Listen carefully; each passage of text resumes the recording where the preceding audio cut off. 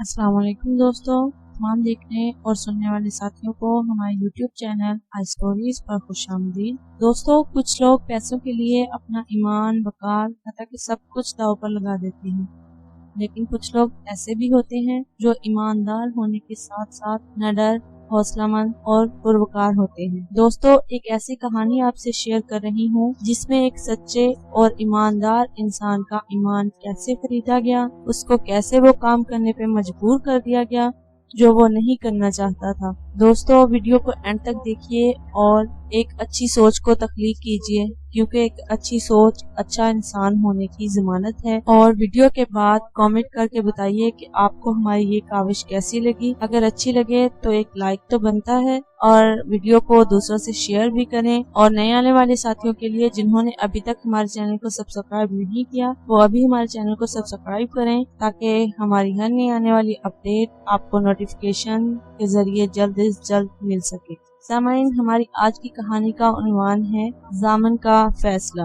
जामिन आज फिर दफ्तर पहुंचा तो उसको साहब ने उसको अपने दफ्तर में बुलवा लिया। आज उसके तेवर बहुत सख्त थे। उन्होंने बहुत बदतमीजी से जामिन को कहा, आखिरकार तुमको समझ क्यों नहीं आता कि यहाँ खाओ और खाने दो का फलसफा चलता है। तुम जिस फाइल पर दस्तखत करने से इनकारी हो, उसकी कीमत तुमको पता है क्या है? उसकी कीमत 2 करोड़ रुपए तय हुई है, जिसमें से 50 लाख तुम्हारा हिस्सा है। जामिन ने कुछ कहने के लिए मुंह खोलना चाहा तो साहब ने उसको झिड़क कर उसको अपने ऑफिस से निकाल दिया। ये कहकर निकाला कि जामिन मरे मरे कदमों से अपने ऑफिस की तरफ चल पड़ा। उसका ऑफिस पीछे रह गया और बेख्याली में टहलता ऑफिस की दाएं जानिब बने बाग में पहुंच गया। घने दरख्तों के झुंड में दाखिल होते हुए उसका दिमाग बिल्कुल शल हो चुका था। वो जानता था कि अगर उसने इस कॉन्ट्रैक्ट पर दस्तखत कर दिए तो ठेकेदार इनके दफ्तर में तो रिश्वत के पैसे भिजवा देगा, मगर पुल पर पूरा सरिया सीमेंट नहीं लगाएगा।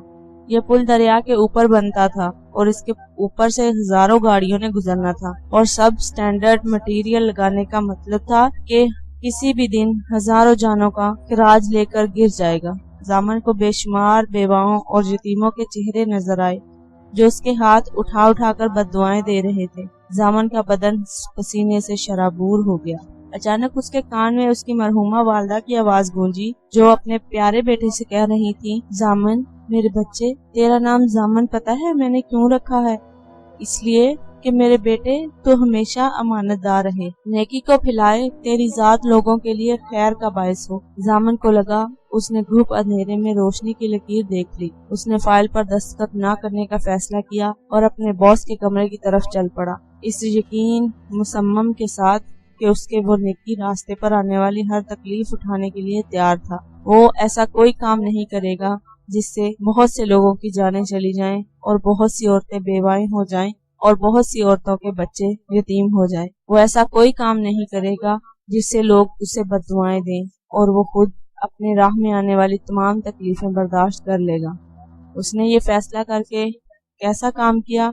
दोस्तों, हमें इस बात से आगाह जरूर कीजिएगा, कमेंट जरूर कीजिएगा कि जामिन ने ये फैसला अच्छा किया या बुरा किया। उसे ये फैसला नहीं करना चाहिए था, या उसे ये फैसला करके एक अच्छा इंसान होने का सबूत देना था। आपको ये स्टोरी कैसी लगी हमें कमेंट जरूर करें। अगर अच्छी लगे तो लाइक कर दें, दूसरों से भी शेयर करें और हमारे चैनल को सब्सक्राइब करें, ताकि हमारी हर नई आने वाली अपडेट आपको नोटिफिकेशन के जरिए मिल जाए। अपनी अगली वीडियो के साथ फिर हाजिर होंगे। तब तक के लिए अपने साथ दूसरों का भी ढेरों ख्याल रखिएगा। अल्लाह हाफिज।